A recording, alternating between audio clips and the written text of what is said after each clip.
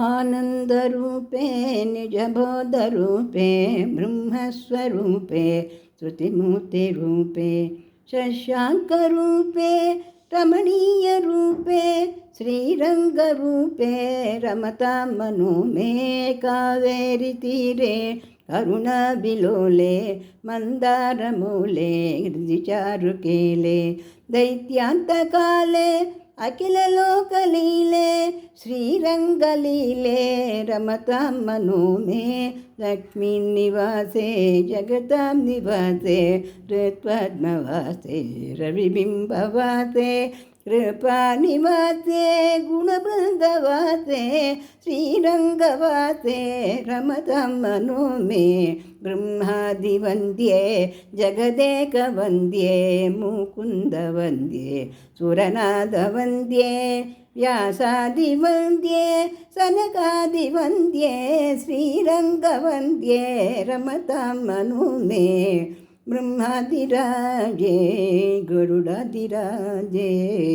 वैकुण्ठराजे सुरराजराजे त्रैलोक्यराजे अखिललोकराजे श्रीरङ्गराजे रमतां मनो मे अमोघमुद्रे परिपूर्णनिद्रे त्रियोगनिद्रे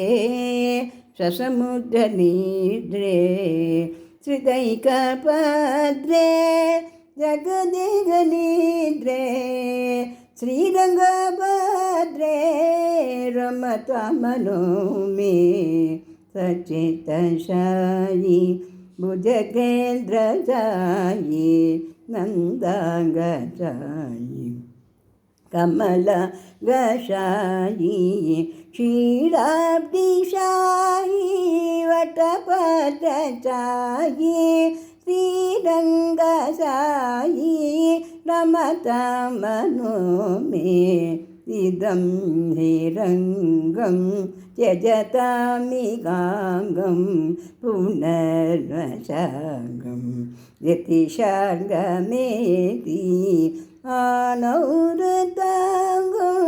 नयने भुजाङ्गं याने विहङ्गं शयने भुजङ्गं रङ्गनाथाष्टकं पुण्यं प्रातरुत्थाय यः पठेत् सर्वान् कामान् अवाप्नोति रङ्गिसायुज्यम् आप्नुयात्।